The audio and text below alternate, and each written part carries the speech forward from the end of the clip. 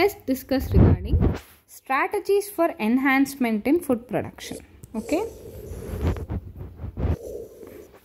In this chapter, with ever increasing population of the world, we need more food, right? So enhancement of food production is the major necessity. Biological principles as applied to animal husbandry and plant breeding, okay, have major role in our efforts to increase the food production. How we will increase the food production? For example, we are producing genetically modified variety and disease resistant variety and proper utilization of minerals. So with all these things, we can increase the crop production. For animals, how to increase the milk production, like and more honey production, poultry, eggs. So the nutrition of the egg. So all these things will come under this category. Several new techniques like embryo transfer technology, tissue culture techniques are going to play a very pivotal role in enhancing the food production. So animal husbandry. So this is the agricultural practice of breeding and raising livestock. So as such, it is a vital skill for farmers, is as much science as it is an art. Animal husbandry deal with the care and breeding of livestock like buffaloes, cows, pigs, horses, cattle, sheep, camel, goats, etc. that are useful to humans. Extended, it includes poultry. So poultry is none other than the cattle for milk, and farming, fisheries. Fisheries include rearing, catching and selling, etc. Of fishes, mollusk, shellfish and crustaceans. So it includes fish, mollusk, crustaceans, prawn, crab, all the things you can include under fisheries. Since time immemorial, animals like bees, silkworm, prawn, crab, fishes, birds, pig, cattle, sheep, camel has been used by humans for products like milk, egg, meat, wool, silk, honey, etc. It is estimated that more than 70% of the world livestock population is in India and China. Yes, it is very good. 70% is from India and China. However, it is surprising to note that contribution of the world is actually giving only 25%. The productivity per unit is very low. Hence, in addition to conventional practice of animal breeding and caring, newer technologies have also been applied to achieve improvement in quality and productivity. So, management of the farms and farm animals. A professional approach to what has been traditional practice of farming management gives the much more needed boost to our food production.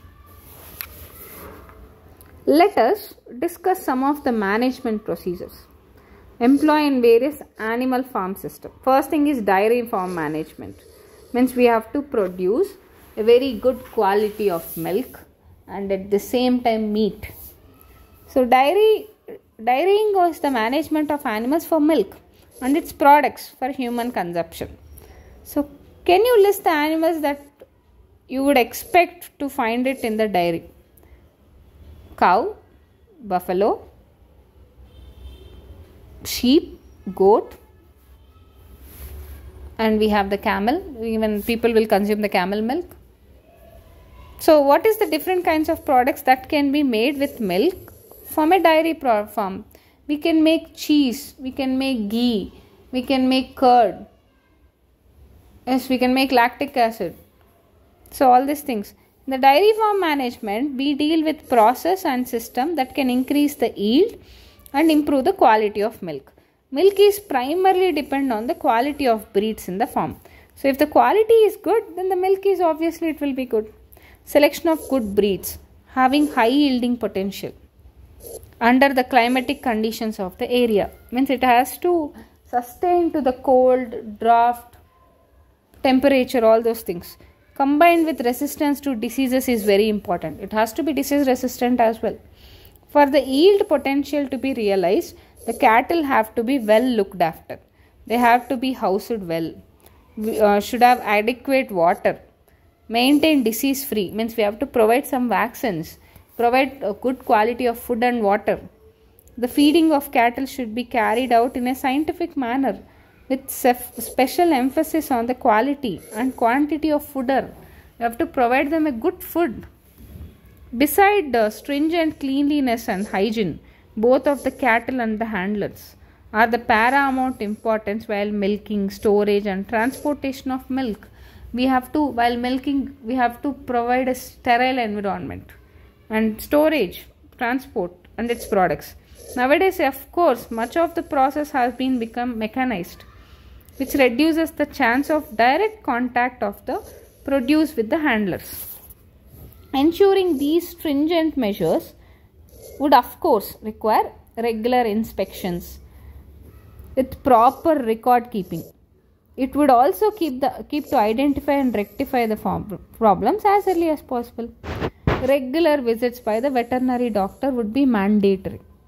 Would you probably find it interesting if you were to prepare a questionnaire on diverse aspects of dairy keeping and then follow it up with visit a dairy farm in your locality and seeking answers to the questions. And next, coming to poultry management. So coming to the poultry farm management, poultry is the class of domesticated fowls.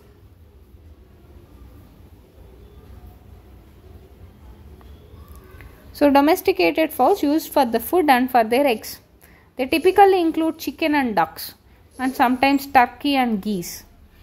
The word poultry is often used to refer to the meat of only these birds.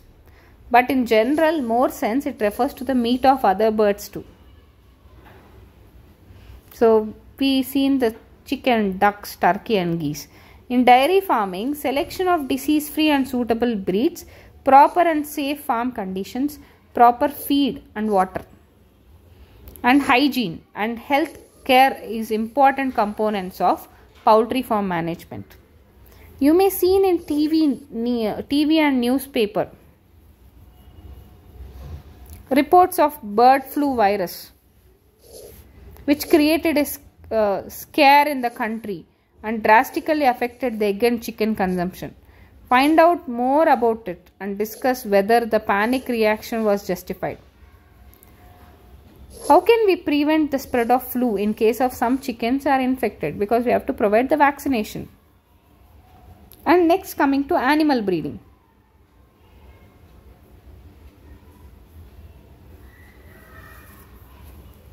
Coming to the next thing, animal breeding.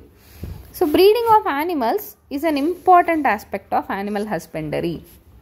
So animal breeding aims at increasing yield of animals and improving desirable qualities of produce.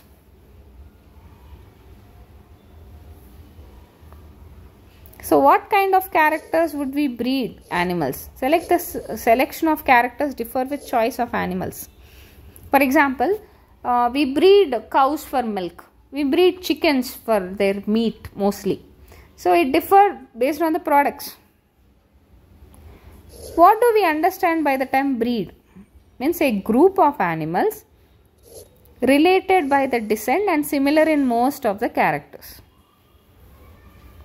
like general appearance, features, size, configuration, etc. It is said to be they belong to the same breed. So size, configuration and appearance.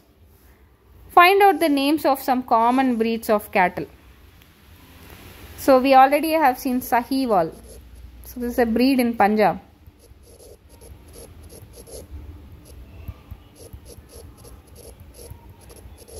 And poultry in the farms your area. When breeding in between the animals of same breed, then we call it as inbreeding. While you are crossing different breeds, then you have to call it as outbreeding.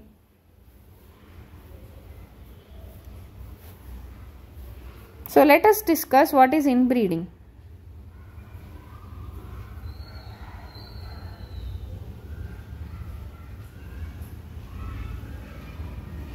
So coming to the inbreeding refers to mating of more closely related individuals within the same breed for 4 to 6 generations. The breed strategy is as follows. Superior males and superior females of the same breed are identified and mated in pairs. The progeny obtained from such mating is evaluated and superior males and females among them are identified and further mating. So if you take 4 to 6 generation, then we have to call it as inbreeding. A superior female in case of cattle is the cow or buffalo that produces more milk for lactation. On the other hand, the superior male is the bull, which gives rise to superior progeny as compared to those of other males. Try to recollect the homozygous pure lines developed by Mendel as discussed in chapter 5.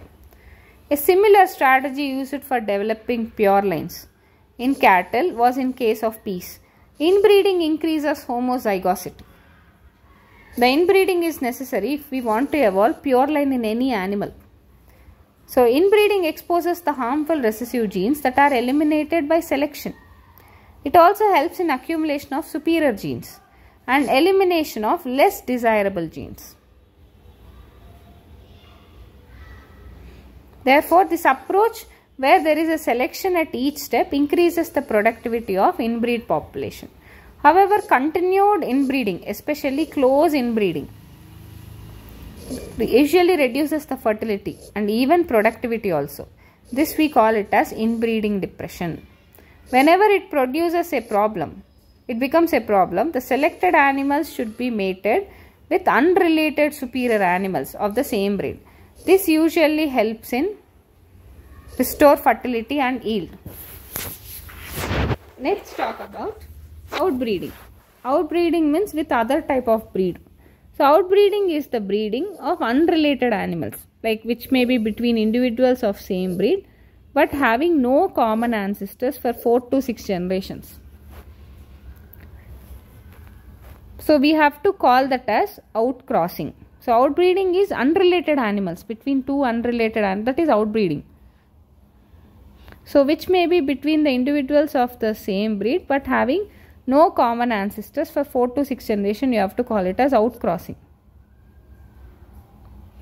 Or between different breeds, crossbreeding, or different species, interspecific hybridization.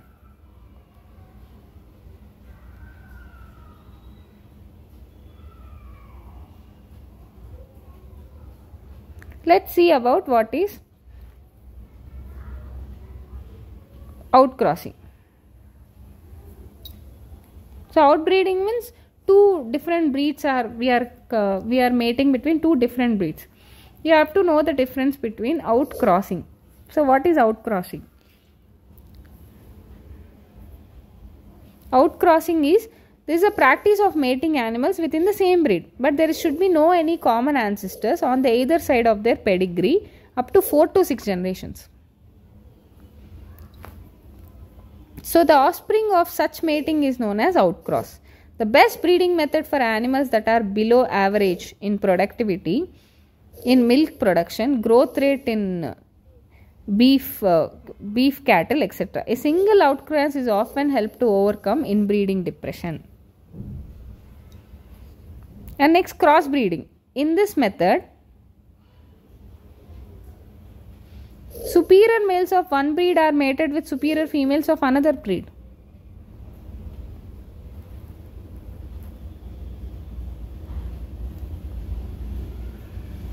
So crossbreeding allows the desirable qualities of two different breeds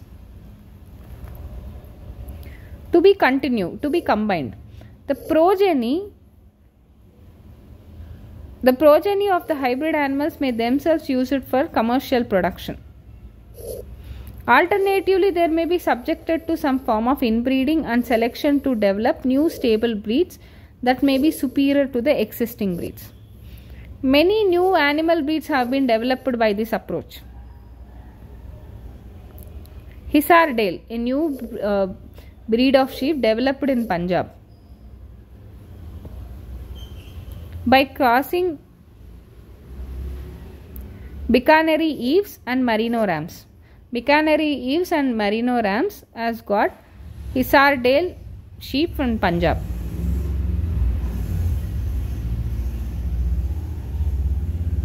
So Outbreeding is none than you can combine two different breeds.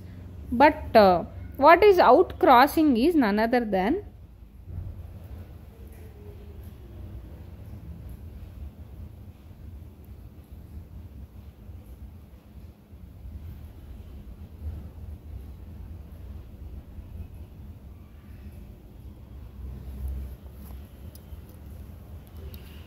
interspecific hybridization. So in this method,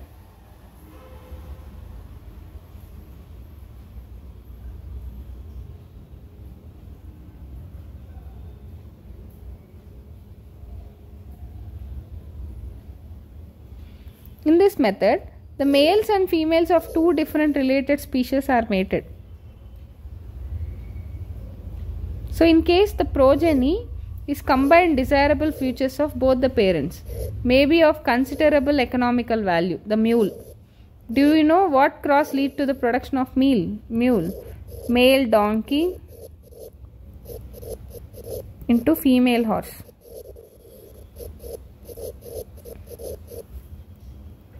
So this is the mule. So cross-controlled breeding experiments are carried out by using artificial insemination. So the semen is collected from the male that is chosen as a parent and injected into the reproductive tract selected female by the breeder. The semen may be used immediately or can be frozen and can be used at later date. It can also be transported in a frozen form to where the female is housed. In this way, the desirable matings are carried. Artificial insemination helps us to overcome several problems of normal mating. Can you discuss the list of some? Often the success rate of crossing mature male and female animals is fairly low, even though the artificial insemination is carried out. So to improve the chances of successful production of hybrids, other means also used, which we call it as multiple ovulation embryo transfer technology.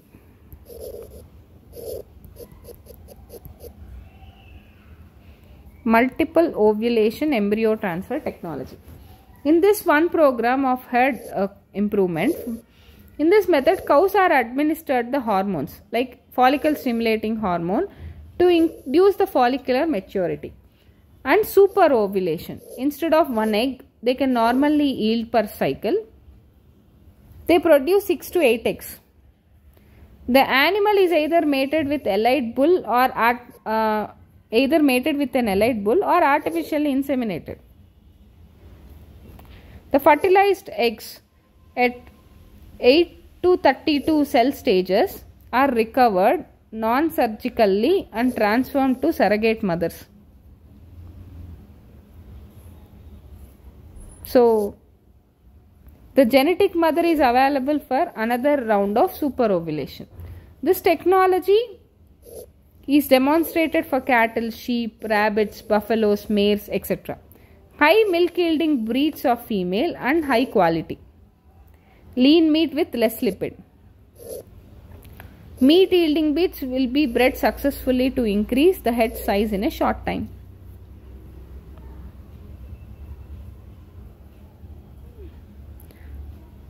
Next, coming to the next thing, beekeeping.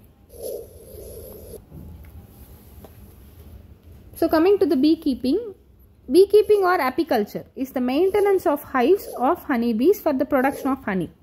It has been an age-old cottage industry. Honey is the food of high nutritive value and also find use in indigenous system of medicine. Honey is also provides beeswax, which finds many uses in industry such as preparation of cosmetics, polishes of various kinds. The increased demand of honey has led to large scale of beekeeping practices. This has become an established income generating industry, whether practiced on small or on larger scale. So beekeeping can be practiced in any area where there are sufficient bee pastures of some wild shrubs, fruit orchids and cultivated crops. So there are several species of honeybees which can be reared. Of these, the most common species is Apis indica. Beehives can be kept in one courtyard or on the veranda of the house or even on the roof. Beekeeping is not a labor intensive. Beekeeping, though relatively easy, does require some specialized knowledge, and there are several organizations that teach beekeeping. The following points are important for successful beekeeping. So, knowledge of nature and habits of bee, selection of suitable location for keeping the beehives, catching and hiving the swarms, management of beehives during the season, during different seasons, and handling and collection of honey of beewax. Bees are the pollinators of many of our crop species such as sunflower, brassica, apple, pear. Keep beehives in the crop field during flowering period. Increase pollination efficiency and improve the yield beneficial both from the point of view of crop yield and honey yield.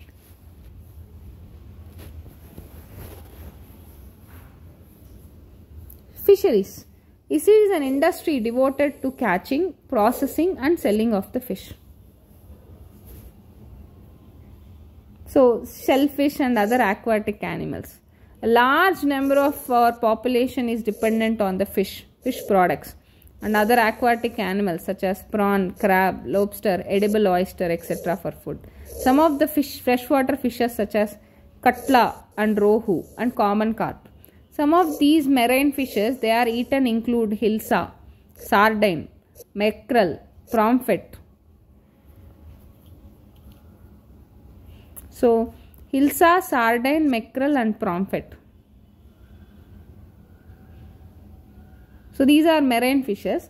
Find out what fishes are commonly in your area. Fisheries have an important place in Indian economy. It gives an income and employment to millions of fishermen and farmers, particularly in the coastal states. For many, it is only source of their livelihood. In order to meet the increased demands on fishery, different techniques have been employed to increase the production. For example, through aquaculture and through pisciculture, which can able to increase the production of aquatic plants and animals, both freshwater as well as marine. Find out the difference between pisciculture and aquaculture. This was led to the development of flourishing of the fish industry, and it has brought a lot of income to the farmers, particularly in the country in general. We now talk about the blue revolution as being implemented along the same lines as green revolution.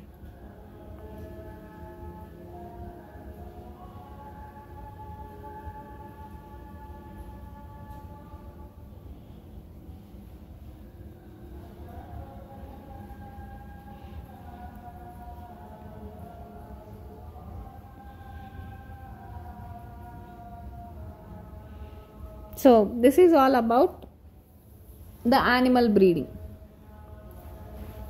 So, let's see the difference between aquaculture and pisciculture.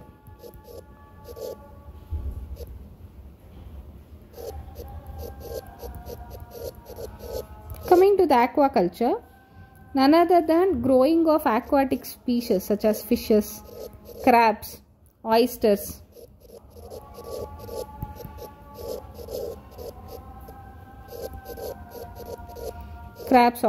and we have shellfish, prawns. This is aquaculture. Coming to the pisciculture, only rearing, catching and selling of fishes. This we call it as pisciculture, right? So that is the difference between aquaculture and pisciculture. Thank you.